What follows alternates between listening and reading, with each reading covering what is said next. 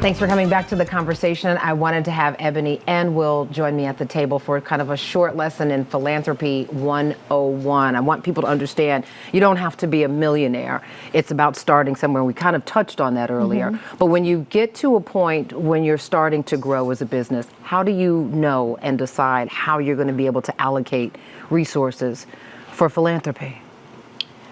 You want to go or you want me to go, Will? Ladies first. All right. So I think for me, even when I first started Nouveau, I can remember during the pandemic where we were making absolutely no money. But in terms, we knew that there were students that were graduating from high school that didn't have a graduation ceremony. So we created our own. Sometimes it's not. And that was like in the first year of business. We hadn't even been open 6 months yet. And so for us, sometimes it's not the dollar amount. It's showing your community that you care, that you support it. You don't have to start off with 20,000, 30,000. It's the simple things and the small things that matter. You had the food, so we had food, we had gift baskets, we had comforter sets. Each student received money. Each student received like $500 a student just to start them off for college. Right, that's beautiful. Will, how about for you? How do you know when you can sort of make that next level of a contribution? Well, what we did at the bank, we started out first because our motto is impact over income. We know if we make an impact in the community, the income is going to come.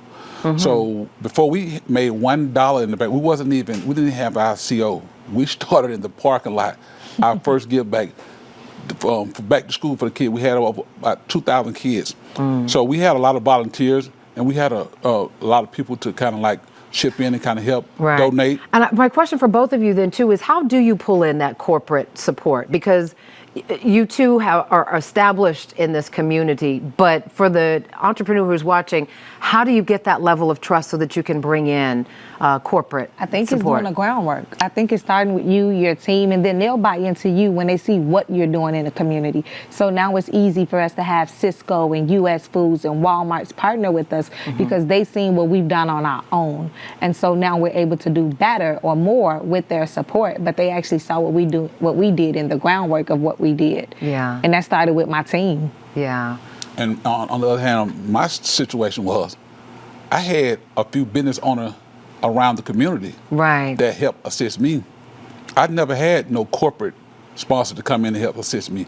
It's been a few friends of mine that own businesses in the Metro Atlanta area. And you're pulling your resources. And yes, and they trust and believe in me, and they know that I'm gonna do the right thing toward the people because, you know, I lead with the example that I set. Just a few seconds left here. How good does this feel for you? It feels to be able to make these kind of amazing. Great. Feel good. Amazing blessed. feeling. I will tell any business owner, put your footprints out there in the community and watch how God multiplies it. Absolutely. Beautiful. That's why I'm willing to challenge any business in any community to reinvest in your community.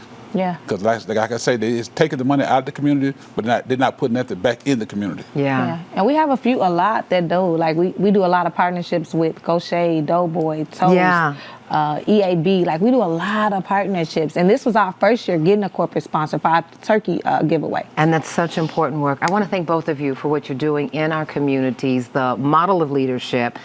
So few years in business and making such a big impact, and for you more than 20 years and continuing to make a big impact. I'm hoping entrepreneurs will learn from this lesson. I'm inspired and I thank you both. Yes, thank you so much. We'll be right back. Thank you so much for watching. I really appreciate it, and I really want to thank you for season 3 of Portia. It's because of loyal viewers like you that we keep getting to share this daily dose of positivity all across the country. So just a reminder, I still need you to like, comment, and subscribe, and go ahead and tell your friends. You can catch us now in Orlando, in San Francisco, in Atlanta, and all across the country on Fox Soul. Tell your friends. We'll see you soon on Portia.